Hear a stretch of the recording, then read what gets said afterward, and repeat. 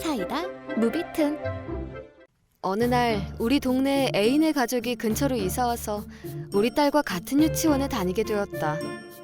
딸과 A는 금방 친해졌고 유치원에서도 항상 함께 놀곤 했는데 수개월이 지난 어느 날 갑자기 A가 엄마 손에 이끌려 우리 집에 찾아왔다. 어리둥절해하는 나에게 A 엄마는 남편이 출장 중인데 급한 일이 생겨 갑자기 나가봐야 하는데 죄송하지만 하룻밤만 맡아주실 수 있으신가 해서요 라고 굉장히 초조해하며 말해왔다. A는 그렇다 쳐도 아이 엄마와는 그렇게 친한 사이가 아니어서 갑자기 이러시면 곤란하죠 라고 말했지만 내 허락을 구하지도 않은 채로 A를 두고 가버렸다. 나는 너무 어이가 없었다. 아이들은 서로 친하지만 아이 엄마와는 인사를 나누는 정도이고 아이를 맡아줄 정도의 사이는 아니다. 아무리 바빠도 그렇지 아이 짐도 하나도 챙겨오지 않은 것도 어이가 없다. 그래도 아무리 여기서 툴툴거려봤자 이미 A 엄마는 가버렸고 엄마 무슨 일 있으신 거니? 하고 A한테 물어보니 뭔가 전화가 왔었어요. 라는 것밖에 모르는 눈치였다. 뭐 이제 와서 어떻게 할 수도 없고 다시 데리러 왔을 때 앞으로 이런 일은 없었으면 좋겠다 고 제대로 말해야겠다고 생각하며 A를 돌보기로 했다. 그렇다고 해도 A 자체는 정말 착한 아이다. 놀고 나서는 정리하자 라고 말하면 네. 라고 말하며 딸아이보다 정리도 잘하고 아줌마가 밥 만들고 있을 테니까 그동안에 둘이서 씻고 올까? 라고 말하면 생긋 웃으며 따라준다. 그 엄마가 키우고 있는 것 치고는 정말 바른 아이라고 생각할 수밖에 없을 정도로 착하고 전혀 손가는 일이 없었다.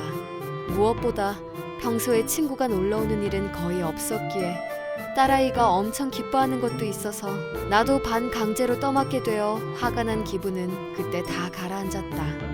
하지만 그 후 사건이 터졌다. 그날 밤은 우리 남편도 마침 출장 가 있던 참이라 딸이랑 둘밖에 없었으니까 이따 반값 세일하는 반찬이라도 사러 다녀올까 생각하고 있었지만 아무래도 남의 집 아이가 와 있는데 그건 좀 아닌 것 같아 냉동에 둔 새우튀김을 해동해서 딸과 A에게 새우튀김을 넣은 어린이 정식을 만들어 주었다. 딸아이의 부탁으로 저녁은 항상 어린이 정식 같은 느낌으로 만들고 있는데 A는 집에서 그런 건 먹어본 적 없다면서 뭐야 이거? 너무 맛있겠다. 니네 집은 레스토랑이야?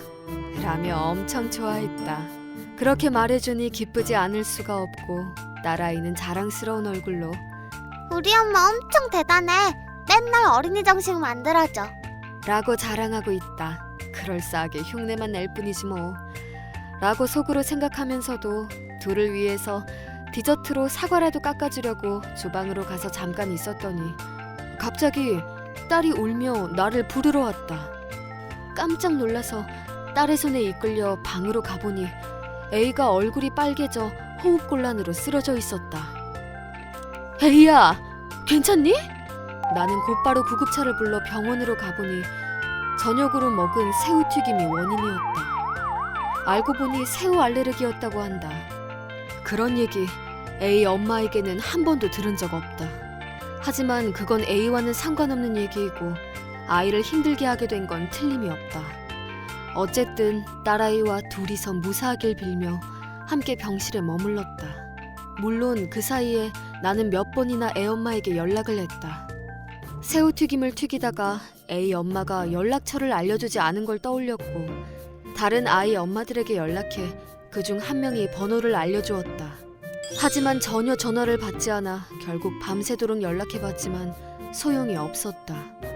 그리고 A는 병원 치료를 받고 다시 괜찮아져서 안심하긴 했지만 이런 중요한 걸 말 안 하고 방치하다니 애 엄마는 참 뭐하는 인간인지 엄청 화가 나서 참을 수가 없었다. 알레르기가 있다고 한마디만 해줬으면 나름 식사도 신경 썼을 거고 A가 그런 끔찍한 일을 당하지 않았을 텐데 게다가 밤새도록 전화했는데 한 번도 연락이 안 된 것도 너무 화가 났다. 애를 맡겨두고 갈 정도라면 적어도 언제든 연락이 될 수 있도록 하는 게 당연하다고 생각한다. 결국 연락이 안 된 채로 병원에서 A를 데리고 돌아오니 애엄마가 와 있었다. 얼굴을 보니 또다시 화가 치밀어 올라 애엄마에게 쌓인 화를 쏟아냈다. 그랬더니 애의 엄마는 다른 집 애한테 밥을 먹일 때는 알레르기 여부를 물어보는 건 상식이죠 라고 말했다. 뭐? 이 사람 진짜 애엄마 맞아? 애의 엄마는 나에게 책임을 묻기나 하고 호흡곤란으로 괴로워했던 A의 걱정은 하나도 하지 않는 눈치였다. 결국 그대로 A는 엄마에게 끌려 돌아갔지만 그 후 나의 의혹은 커져만 갔다. 며칠 후 A 아빠가 돌아와서는 우리 집에 사죄하러 왔다. 아무래도 애 엄마는 이번 일을 남편에게는 말하지 않고 조용히 넘어가려 했나 본데 우리가 구급차를 불러 소란스러웠을 때 그중에 우연히 A를 알고 있던 사람이 있어서 남편에게 연락이 갔다고 한다. 남편분의 이야기를 들어보니 내가 예상한 대로 그 여자는 A의 친엄마가 아니었다. 계모였던 것이다. 지금의 남편과 재혼을 했지만 A는 거의 돌보지도 않고 귀여워하지 않아 걱정이었다고 한다. 그렇게나 잘 도와주기도 하고 야무진 아이인데 라고 생각하며 더 이야기를 들어보니 그 애엄마는 바람을 피우고 있었다고 한다. 내게 A를 맡기러 온 그날도 급한 용건인 듯한 뉘앙스로 말했었지만 사실은 그저 바람 피우러 간 것일 뿐이었다.